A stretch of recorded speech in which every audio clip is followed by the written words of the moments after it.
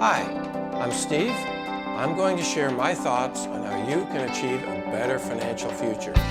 Please remember, I don't know anything about your situation, so think for yourself and use what fits.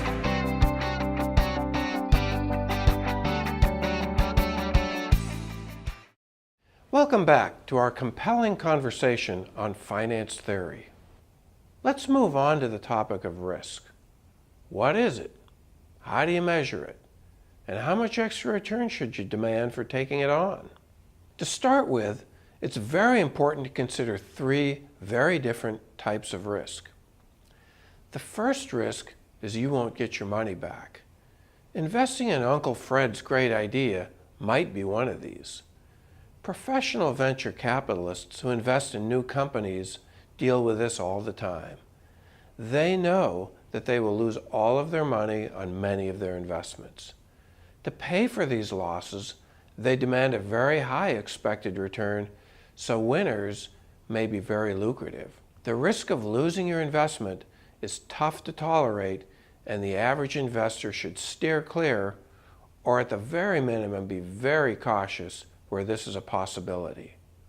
The second type of risk is volatility. This is the risk that the value of the investment will bounce up and down. Remember that for stocks, this is measured by beta, which indicates the relative volatility of an individual stock compared to the overall market. It also does the same for various stock indices like the S&P 500 or the SOX. The extra return you get for tolerating a bumpier ride can be well worth taking if you have two things. First, the emotional stamina to avoid selling when values are low. And second, plenty of time before you'll need the money, so you are not forced to sell cheap. Don't underestimate the difficulty of tolerating the periodic large declines in the stock market. Selling stocks in 2009 would have been a huge mistake, but it's really tempting when you lose a third of your net worth in the market. Having plenty of investing horizon or time before you need the money helps, but even then, it's not easy. My advice for long-term investing is to learn to tolerate the volatility in exchange for much better long-term results. Ignore the headlines and hang on.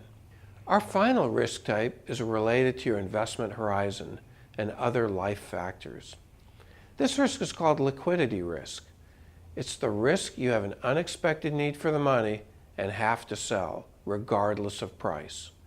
You can mitigate this by having a safety fund in a low-risk investment or bank account and keeping an eye out for potential issues. Well, that's it for this session. Thanks for watching, and I'll see you next time.